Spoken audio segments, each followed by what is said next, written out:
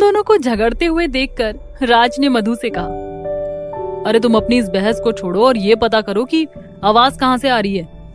तभी रितेश ने कहा, जब पहले वाले राज का पता भी तूने ही लगाया तो तू ही अंदर जाकर इस राज का भी पता लगा। राज अंदर जाते हुए बोलता है, ठीक है, मैं ही देखता हूं ये घुंघरू कौन बजा रहा है। सभी ने एक साथ कहा, ध्यान से राज। राज ने मधु को अपने साथ चलने के लिए इशारा किया। अंधेरा काफी है, थोड़ा मोमबत्ती आगे करना।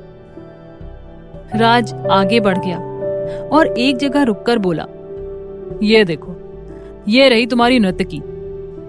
वीरेन ने जल्दी से कहा, सच में? कहाँ है? राज ने चमगादड़ के पंख की तरफ इशारा करते हुए कहा, वो देखो। राज की बात कोई नहीं समझ पाए। अंश ने कहा, कहाँ है? हमें तो कहीं नहीं दिख रही है।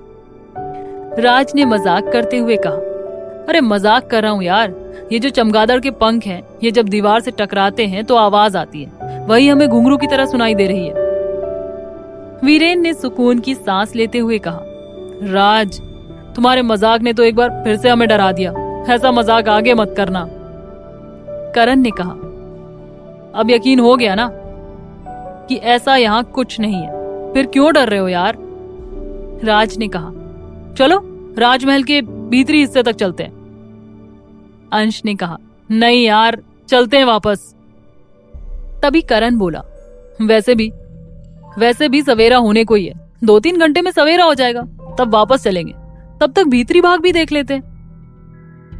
राज मधु की तरफ देखकर बोलता है, तुम लोग भी आ जाओ, बिना मोमबत्ती के अंधेरा रहेगा। धीरे धीरे सब वहां से आगे बढ़ने लगे। राज ने कहा, आराम से चलो, इन खंडरों में कहीं कोई गिर न जाए। वो लोग अभी भीतर कुछ ही दूर तक गए थे, तभी उन्हें मंत्रों की आवाज सुनाई देने लगी। रितेश ने घबरा कर कहा, ये यहाँ मंत्रों की आवाज कहां से आ रही है? राज ने अपने मुंह पर उंगली रखते हुए कहा, श्श, धीरे बोलो। करण ने पूछा, क्या हुआ? राज ने धीरे से कहा, अरे यहां कोई हवन कर रहे हैं। वीरेन ने घबराते हुए कहा, इतनी रात में और ऐसी डरावनी जगह में कौन हवन कर रहा है? राज ने बताया, अरे कोई तांत्रिक होंगे, अपनी तंत्र शक्ति बढ़ाने के लिए हवन कर रहे हैं। चलो यहां से निकलते हैं, नहीं तो इनको पता चल गया तो कहीं इनके हवन की हम बलि ना बन जाए।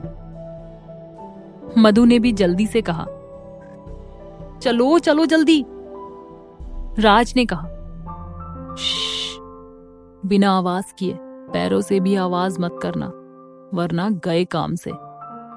मधु ने कहा, चुपचाप इस गली से निकलो और राजमहल में बिना पैरों की आहट से चलो। वीरेन ने घबराते हुए कहा, हाँ यार, ये तंत्र विद्या से ये तांत्रिक पता नहीं हमारा क्या कर दें। करण ने कहा, ऐसे बोलते हुए चलोगे और एक शब्द भी उनके कानों में चला गया तो गए काम से। अब जब तक हम राजमहल से बाजार में ना पहुंचे तब तक कोई कुछ नहीं बोलेगा। वो सभी चलते हुए कुछ ही देर में बाहर की गली तक पहुंच गए थे। वहां पहुंचते ही रितेश ने कहा, चलो यार, बाहर तो आए, जान बची और लाखों पाए। करण ने कहा, निकलते हैं अब यहां से, अब सवेरा होने ही वाला है। तभी राज ने कहा, अरे दीवार फांदते हुए किसी ने देख लिया तो, और ये गर्ल्स भी हमारे साथ चलेंगी क्या? हम लोगों का तो कुछ नहीं, लेकिन इनके बारे में तो सोचना पड़ेगा। वीरेन ने कहा, अब थोड़ी ही देर में किले का दरवाजा खुलने वाला है, तब सब एक साथ बाहर निकल जाएंगे। राज ने कहा, नहीं यार, अगर इन्हें कोई हमारे साथ निकलते देखेगा तो क्या कहेगा? ये रात में हमारे साथ क्या कर रही थी? करण ने कहा, सही कहा तुमने, आज भी कई लोगों की सोच पिछड़ी हुई है, जिसके कारण ही लोग फॉरेन कंट्री में जाकर बस जाते हैं। अब हमें ही देख लो, हमारे मॉम डैड भी तो यहीं रहते थे, लेकिन अब कनाडा चले गए। तभी मधु ने कहा, औरतों की इज्जत करना इंडिया से बेहतर और कहां हो सकता है? और लोगों की सोच की बात है तो हर जगह ही ऐसे लोग तो होते ही हैं। वीरेन ने कहा, और रात को घर से ना निकलना ये भी उनकी सुरक्षा के लिए ही है। राज ने मधु को समझाते हुए कहा, देखो तुम लोग अपने मुंह पर स्कार्फ बांध दो ताकि तुम्हें आगे कोई प्रॉब्लम नहीं हो, और ध्यान रखना आगे से कभी रात को यूं अकेली मत निकलना। वो लोग अभी बातें कर ही रहे थे कि तभी किले का दरवाजा खुल जाता है।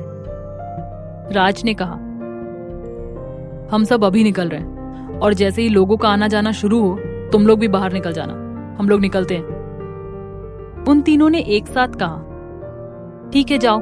करण ने आगे बढ़ते हुए कहा, चलो निकलते हैं यहाँ से, भूतों से तो मिल ही लिए। उसकी बात सुनकर सब हंसने लगे।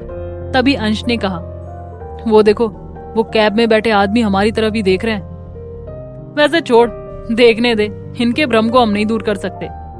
सभी ठहाका मारकर हंसते हुए गेट से बाहर निकल जाते हैं। वहां से बाहर निकलते ही वीरेन ने कहा, देख राज, हमने तो अपना डेयर पूरा कर दिया, अब तेरी ट्रुथ पूरी करने की बारी है। हाँ राज। बाकी तीनों ने भी हाँ में हाँ मिलाई।